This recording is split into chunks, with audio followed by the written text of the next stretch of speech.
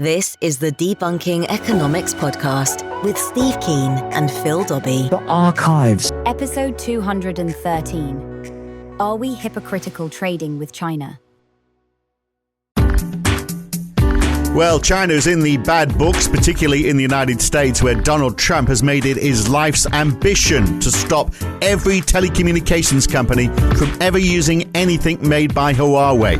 By sheer coincidence, Huawei's revenue is more than double that of the US's Cisco, which is the second biggest provider of telecommunications equipment in the world. So that's $100 billion in revenue that Cisco could be grabbing hold of. But we're also told it's because of human rights abuses, and it's not just Huawei. So what happens if we trade less with China? What would that look like? And should we? And if we ditch China, should we also ditch trading with Saudi Arabia and Russia and Turkey and maybe the United States even? Are we hypocritical trading with China, or will we be hypocritical if we don't trade with China? That's today on the Debunking Economics Podcast with Professor Steve Keen. I'm Phil Dobbie. Welcome along. Well, the world trades with China, of course. They exported $2.6 trillion US dollars worth of goods in 2018. They ship out finished products by and large, like phones and electronics. They ship in the raw materials like iron ore, oil, gas. Until a year ago, almost 20% of their exports went to the United States. Only 2% went to the UK. But that's still about $60 billion a year going to the UK. Australia, incidentally, imports almost as much, even though it's a much smaller population. But it's the other way that makes Australia vulnerable. More than a third of Australia's exports go to China. Over 70% of Australia's exports are minerals, and more than a quarter of that goes to China. So take China out of the equation, and Australia is stuffed, really. Less than 5% of the UK's exports go to China, so they'd cope. Exports to Europe are, after Brexit, is going to be a bigger concern for them. For the US, it's more than 8%, $1.4 trillion worth of exports, and some products are particularly vulnerable, like 20% of the $17 billion in soybean trade from the United States goes to China. So there's a lot of interest lying there. Is it too big a relationship for it to collapse totally, Steve? Oh, China's, one thing you've got to take your hat off to over the last 30 years is the success of the Chinese Communist Party in doing capitalism. Because they have, when they made the decision under Deng Xiaoping to get rid of the Gang of Four, which for those who don't know is not a boy band, it was actually it was a pretty ugly boy band. Pretty ugly band. Well, a boy band led by a woman who was Mao Zedong's wife, and a very Stalinist, central planned, authoritarian approach to the economy. And Deng Xiaoping's policy was to innovate, and you didn't care whether it was a black cat or a white cat, as long as it catches mice, was the slogan. And under that policy, the idea was to industrialize as rapidly as possible. And a major part of that was setting up free trade zones, the most important original one being in Guangdong province, the Shenzhen Free Trade Zone. And the idea was to attract American manufacturers with three purposes. One was to provide employment to the local workforce, which of course got already 100% employed, but in state factories and communes and so on, where the pay rates were lousy. So give them employment, bring in Western technology. Most importantly, start building the capitalist class in China. And I was very fortunate to be involved with the Australia-China Council back in '81. I spoke at a conference in Griffith University where one of the people in the audience was the Jocelyn Che, who was the chairperson of the Australia-China Council, and I spoke about the idea of issues-oriented journalism. The idea being that most journalism is reporting, the peasants are revolting, the peasants have burnt down this building, never asking why did the peasants burn down the building. And no, of course not. What you do is you check out the issues. So like I said, journalism was event-oriented, not issue-oriented. And one way to make it more issue-oriented would be to look at coverage over the long term. So to go and look at newspapers and say, what did we cover in the last few days? And what the idea was to put together a year's worth of coverage of a country, another country overseas via its media, do the same for the other countries. So you have a year's worth of coverage, Australian coverage of China, a year's worth of Chinese coverage of Australia, and then break it down to the subject area and see what that looked like compared to and long-term journals like the Far Eastern Economic Review, and academic journals themselves, and see what issues were covered as well. So that was what took me to China back in December of 81. And we ended up going on a 3-week tour. We should actually talk about that conference, by the way. Made it be worthwhile thing for people to you mentioned it from time to time on the podcast. Let's do a podcast about it later. But anyway, we did a tour of China, and this was during the period when Deng Xiaoping was in power. The Gang of Four was actually being tried, and the trial was being broadcast live through speakers throughout Beijing. As we were walking around the town, of course, in Chinese, I couldn't understand them, but you non-stop listening to the trial of the Gang of Four.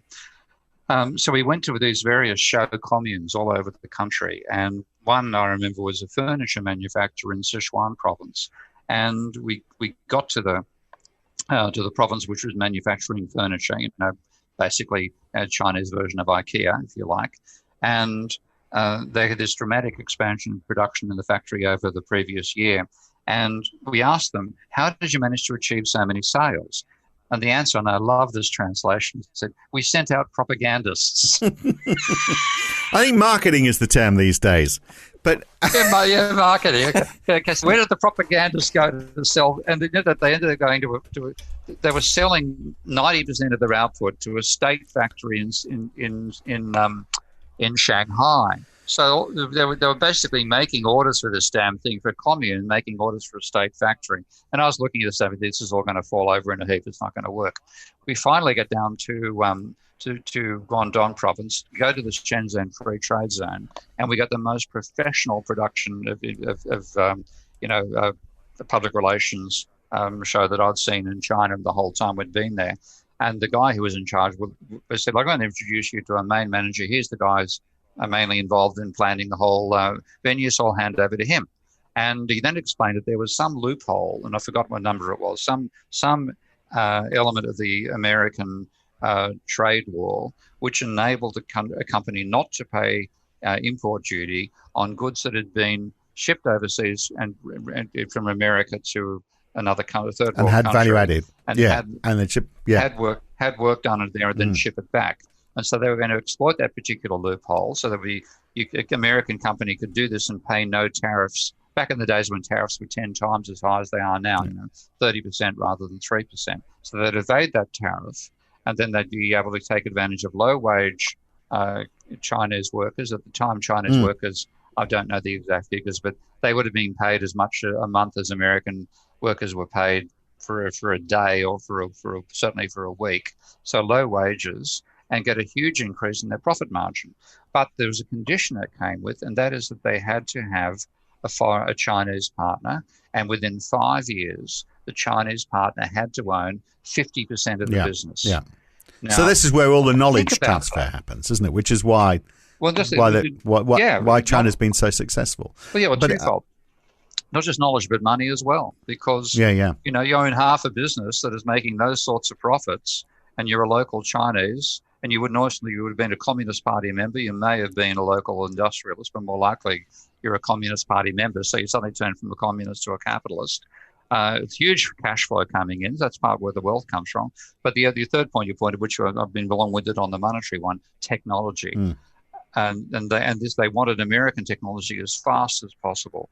And damn well, they got it, and they then pull it apart and then be able to reproduce it themselves. Now, back to my first question, whether the relationship is too big to collapse, because we have now they are a massive trading partner for the whole of the world, and some countries like Australia particularly are very exposed to them as a trading partner. The UK perhaps a little less so. But look, they've been all over the news because of this new national security law in Hong Kong. But that is the tip of the iceberg. Incidentally, we could be, if we say something bad about China in this podcast, we could be susceptible to that new national security law as well. So you could be traveling through Hong Kong and you could be arrested. That's my understanding of it. It doesn't just apply to people. I don't think it applies. Does it apply to foreigners are making negative comments. It might be about to Chinese nationals overseas. I'm not sure. I'd heard that maybe that's draconian. There's no two ways about that. Either way, it's draconian, absolutely. And then, of course, mind you, let's not forget there's a certain American law doing exactly the same thing, because there's an Australian citizen called Julian Assange in a British jail for breaking an American law. That is outrageous. That is outrageous. So it's the same deal. Absolutely. Yeah, absolutely. If we're going to get the Chinese, then we bloody well get the Americans over Julian Assange. Okay, well, we'll do another. Are we hypocritical trading with the US as well as China? Bloody oath. Jesus Christ. There's an Academy Award for hypocrisy. America wins it. Yeah, although the US doesn't have internment camps for Muslims like they do in the Xinjiang. Well, they've got Guantanamo Bay. Yeah, okay. Guantanamo Bay, so let's not let them get away with it. Yeah, that's really true, maybe as well. The government's describing those in Xinjiang as vocational training centres, which makes them sound... but people protesting for human rights strangely disappeared in China. Twitter is banned, not necessarily a bad thing. It means imagine if they did that in the United States, what would Donald Trump do? But the Communist Party pretty much has got control of the legal system as well. Donald Trump's trying to get control of that. He hasn't quite got that yet. But we still all trade with China. I take your point about the United States as well. So we. But I'm just wondering whether they're at the stage now where they're trying to push that little bit further because they know there's not a lot we can do about it. Yeah, well, I mean, they're certainly flexing their muscles dramatically, because by the way, I actually saw an amazing detail. George Orwell's father worked in a particular division of the British government. What division do you think it was? Something to do with communications, propaganda? It involves China. It's a particular war of China. Right. He was in the opium department of the British government.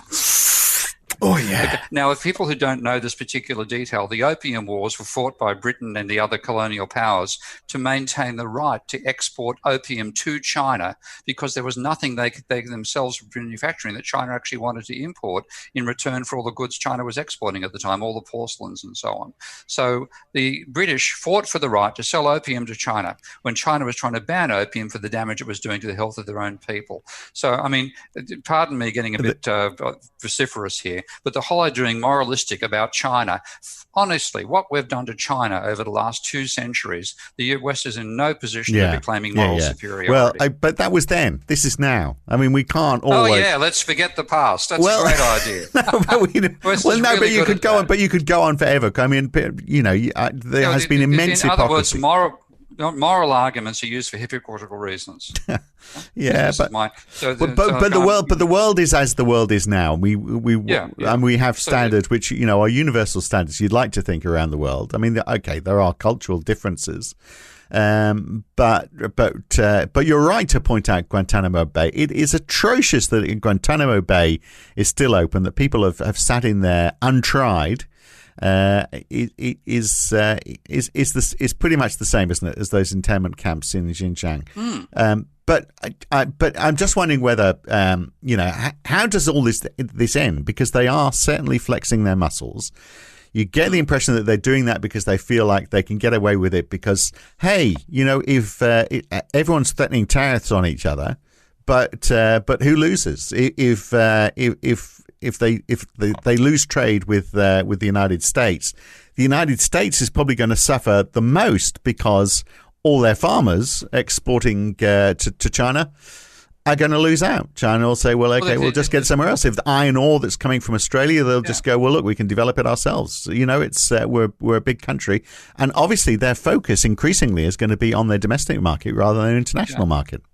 Yeah, and I think this is. Let's not forget my one beef with MMT. This crazy idea they've got that exports are a cost and imports are a benefit. The result is that if let's say there is a total breakdown. Forget what the moral side is. Who's in the right, who's in the wrong. If there is a breakdown of global trade, then who's going to suffer courtesy of it in terms of commodities being produced and being available? It's going to be the West, which has lost the capacity to produce those goods while China has it. Actually, I wish we should be doing a visual here, because I'm now wearing a very fashionable Chinese face mask at the moment, which is designed such a fashion that an old fogey like me won't lose it, because it actually wraps around your neck as well as going over your ears. And it turns out that China now has by far the global dominance of the production of face masks. Right. Now, And why does it have it? Because it decided that exports weren't a cost, imports weren't a benefit. Exports were a benefit because gave it a chance to industrialize and develop the technology that America no longer has. And so still, in the world we're going. Yeah, and still obviously very important to them. But look, they are shifting that focus to the domestic market. So exports from China accounted for 36% of their GDP in 2006. In 2018, it was down to 20% of GDP. You compare that to places like Germany, where half of GDP is from exports. So they're beneficial to them, but they are stuck. They can't grow. They can't grow the population in the same way. China, of course, has this mass of people who can move from poverty up to the middle class and be consumers. So when you rely upon 50% of your industry on exports alone, then you're potentially too dependent upon. I wasn't aware Germany's economy was that heavily dependent upon exports. Yeah. So 50%. Okay. So China initially was massively exported, but the idea was to produce those goods, ultimately have the capacity to produce commodities for your local people to consume. And that's well and truly what China has succeeded in doing. And I mean, COVID is going to complicate the whole way people think about this as well, because the West might be saying, all this moralistic stuff about China and criticizing the Chinese Communist Party, etc., justified in terms of how they're treating Hong Kong and minorities and so on. But who's been successful in suppressing the coronavirus? In terms of, I made this comment, you might remember in a podcast, when the thing was all beginning. I remember actually, hello, Stefanos, one of my good mates on the podcast who's currently in Greece. Stefanos, one of the long-term supporter, criticizing me, saying, look, you're saying this is going to benefit authoritarian countries. And I said, look, whether it's right or wrong, the authoritarian governments will be able to point to their success in suppressing the virus. Yeah, and lo and behold, by welding doors shut and keeping people trapped in their apartments. Yeah. I'm not quite sure we're prepared for that. I mean, it worked. People died of starvation rather than COVID-19. Yeah, but look what's happening in Victoria right now. They've ended up doing the same thing some months later. The set of housing commissioners towers, which they're not letting people out of. They're stuffing up the food distribution. They didn't weld the doors shut, but we're being forced by the reality that we are a biological species to confront a whole range of our ideologies that are based on the fallacy that we're above biology. And in this world at the moment, China has come out successful, and whether it will be in the future, the odds are more successful than America, put it that way. So I wonder whether, I'm not quite sure which direction we're heading here, Steve, but I'm just wondering whether the focus on China now, because they've got more of a domestic focus, they need the West less perhaps than they have in the past. So long as, and they're a one-party state, the Communist Party will continue to have support so long as people continue to feel like the economy is growing and they are getting wealthier. I mean, that is the excuse, isn't it? You don't need to vote because things are going so well. Why threaten that stability? Look what happens in the West. Things are going well and you get the wrong party in. So stay with us. The Communist Party will look after you. That's all fine. But if there's trade tensions and they see their growth slow, then that becomes an issue. And then obviously that is why they're saying, well, okay, let's become less reliant on the West. Let's look at more of our domestic economy. And they're seeing people are becoming wealthier as well. Their GDP per capita is increasing about 6% per year. So obviously more people are coming from poverty up to wealth. So it's working, and they won't want to challenge that. So they do still need that relationship with the West until they don't anymore. But that's going to take decades. It's also, the main thing that the West had as the advantage over the East is capitalism has the effect of pushing innovation. And the communist system with the old central plan system, it's failing, was that the best way to fulfill the plan was to produce, in terms of the quantity of nails you're asked to produce, was to produce one gigantic nail. That literally happened. So I believe. It probably might be an urban myth.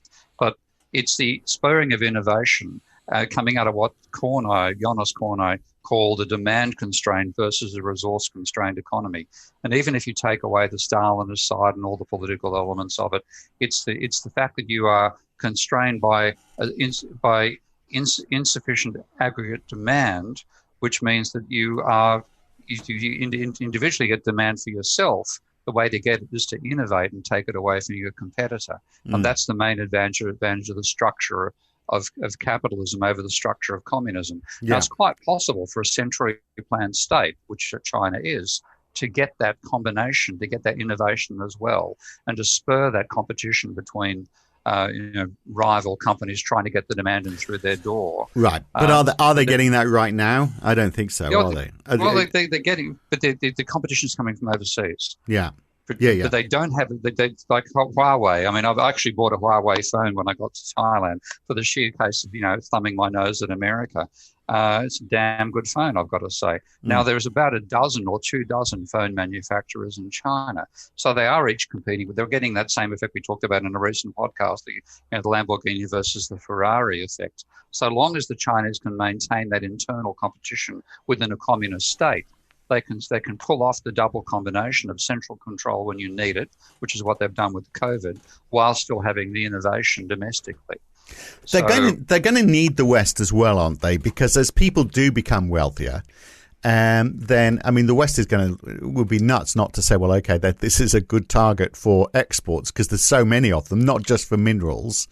I mean, what do the Chinese authorities do when the population wants real Gucci handbags rather than fake Gucci handbags, and then they have to actually allow them to buy the real ones, and similarly for other Western goods as well. You obviously haven't been to China recently. I've been in some Gucci shops in China. No, okay, they're all there, are they? Okay. Gucci, Fiorucci, Mama. I mean, it's unbelievable, China. But to me, we're heading towards a post-world on that front.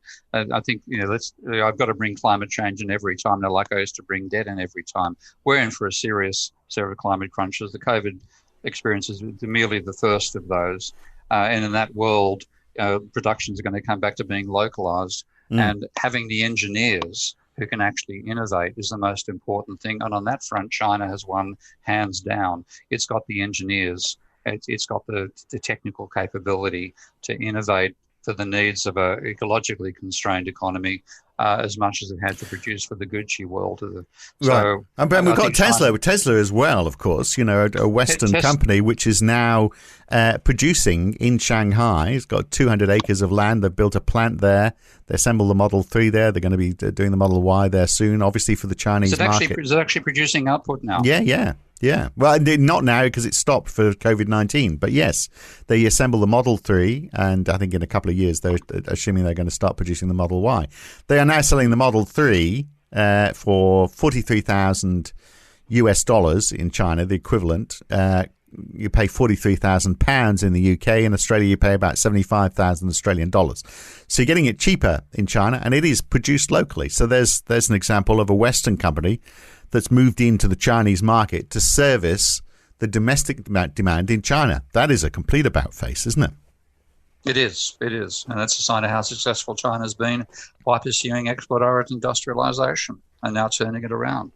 So, should we trade with China? Well, basically, we haven't got any choice because a large part of the manufacturing capability of the planet is in China, and that's because of the success of its programs over the last 30 years. But that doesn't mean 40 years now. That doesn't mean, because I'm trying to see who's. No one wins, do they? I mean, it's always a case in a trade war that nobody wins. But if there's nobody really does win in this situation, China would lose out if it isolated itself from the West, because they would have unrest amongst their people who wanted Tesla cars or other goods from the West. The horses bolted really on all of that, and we would lose out. Because we, more for the export market more than anything. Maybe less the cheaper goods that we're getting from China, more for the exports, and perhaps more for the high end products. I think let's not forget the political and social dimension of all this as well, because we are seeing with Xi a bit of a return to a form of Mao cult. Yeah. Over that individual personality, and I know quite a few people, Chinese people, who are chafing at that particular bit. They're getting back to the days of a dynasty being formed out of the communist structure, which is what it normally happens. Of course, that's why I had 3 consecutive Kims in North Korea. So there is that level of political feeling for political rebellion as well. Um, and yet we're walking into a world in which, with the ecology starts to break down, then you're going to have more and more central government control and central government behaviour, and basically screw what you think about freedom. It's survival that matters. So, but given overall, I think if I had to say what China, who's going to win over this overall, China's got the engineering capability that's needed to cope with whatever comes our way. It's all very well to have the lawyers and the journalists. The West has lost a lot of those, and the political, campaigners. You need engineers for the future, and China has the engineers. America does not. So, but they can educate engineers. I mean, nothing is. Oh yeah. Do a 5-year degree and learn how to be. No, I'm sorry. The time lags. Too the long. Length of time. You need not just in training, but also experience. And I remember I actually just read a piece recently on how did SpaceX manage to progress so rapidly with getting rockets that can land back on Earth again. And he said it's not just the technology; it's the experience. You've got to have the rockets crash for the first 4 or 5 years if you're trying to do it. But you've just argued against yourself. So the United States does have that experience, and hence SpaceX. It's only a couple of industries and literally a couple of entrepreneurs that have done that.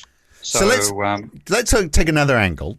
China obviously is spending a lot of money overseas. In the UK, Hinkley Point, it's a new $20 billion nuclear power station. It's funded by 2 state-owned corporations, EDF of France and CGN of China, which is the China General Nuclear Power Group, a company that, incidentally, the US Justice Department is charged with stealing nuclear secrets over 2 decades from the United States. So isn't the UK smart? They've got a Chinese company that stole intellectual property from the United States to implement in the UK.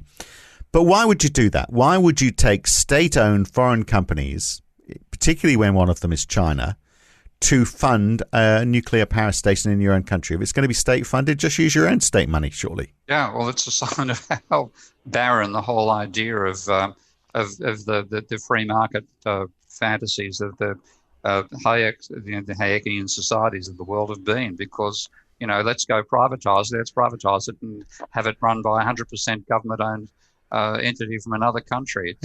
Makes no sense. Yeah, you got to laugh at this stuff. Yeah, I do. And then there's lots of Britain's railways are now owned by the Hong Kong Transit Authority, which of course is now owned by the by China as well. And then we've got the Belt and Road initiatives, where Chinese companies are building infrastructure around the world, supposedly to make trading with China easier. But it also keeps Chinese workers employed and helps the Chinese economy grow, not necessarily helping the economies in which they're building this infrastructure. And this is actually almost an application of modern monetary theory as well. Because they've said it's got a limitless capacity to create the money, let's create the money and finance this expansion of China into other countries. So, yeah, it's... but it's not a good example of modern monetary theory working. If I was arguing against it, I would then say, well, yes, okay, look at what they did in Sri Lanka, for example. They built an international airport in the south of Sri Lanka. It was funded by Chinese money. Sri Lanka actually borrowed it, so they have to pay it back. $8 billion they borrowed from China to, supposedly rebuild its tourism industry. Has it worked? No, you've got this massive airport which has 1 international flight a day. So that's a case of too much. That is a case where if the money's readily available and there's not, and look, the only reason they're borrowing from China is obviously because there's not the same rigor that you'd get borrowing from other financiers. Do they borrow in renminbi?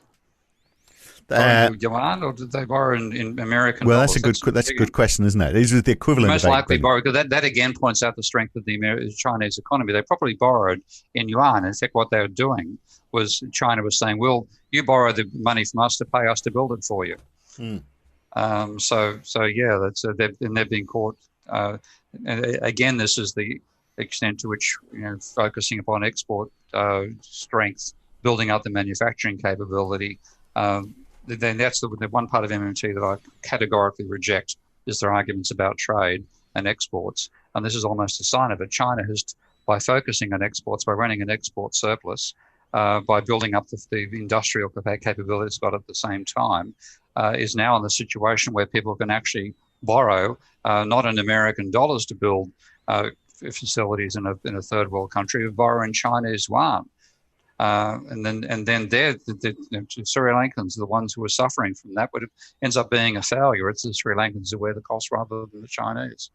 Well, what a world! What a world! It's a low risk strategy, isn't it, for expanding beyond the speed? Clearly, to grow their domestic wealth.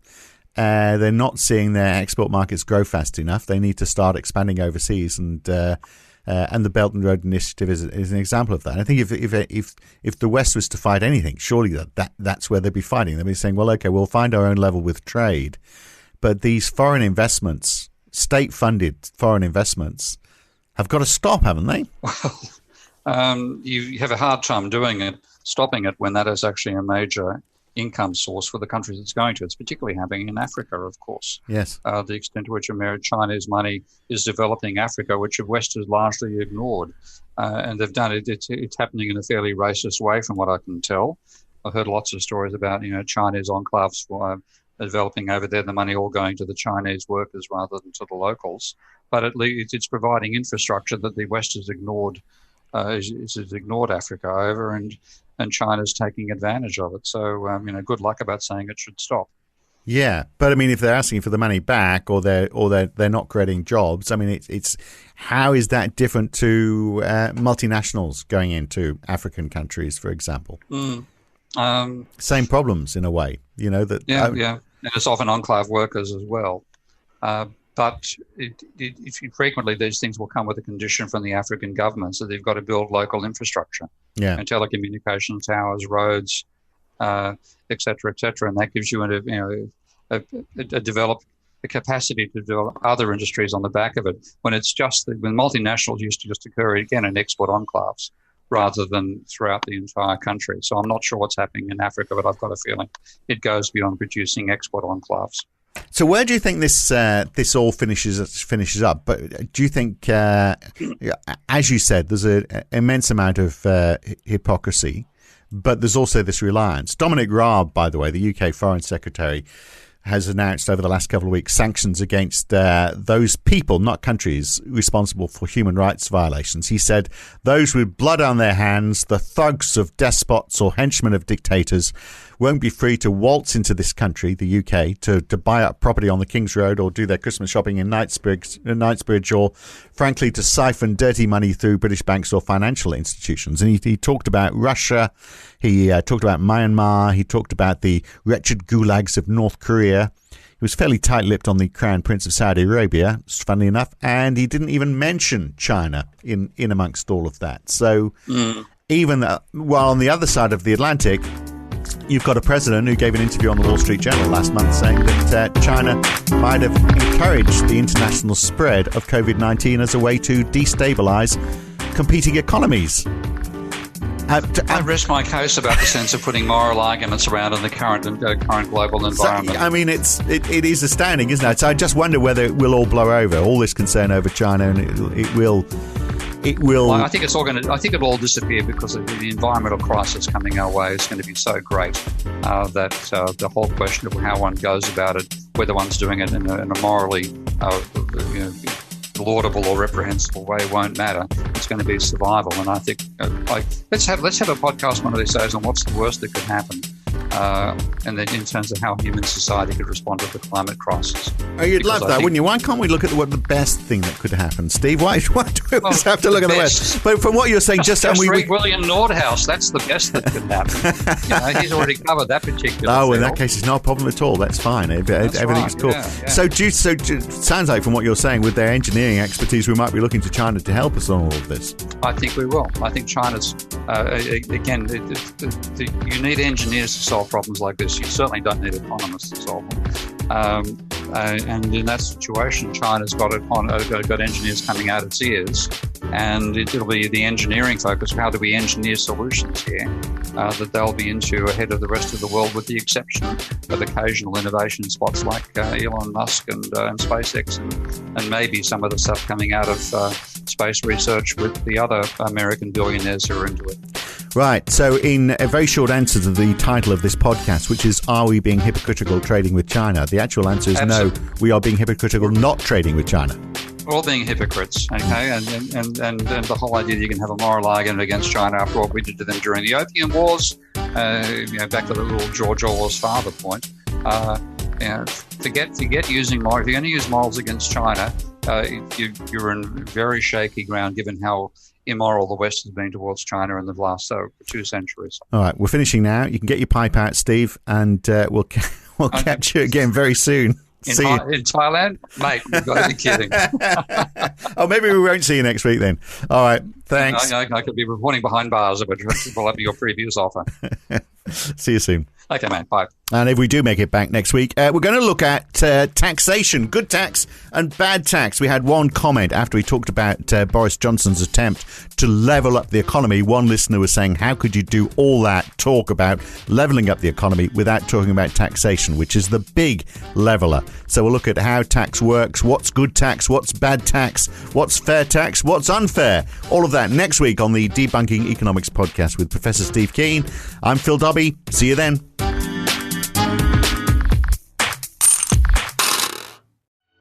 If you've enjoyed this podcast, then please share it with your friends, like it on YouTube, and subscribe to this channel.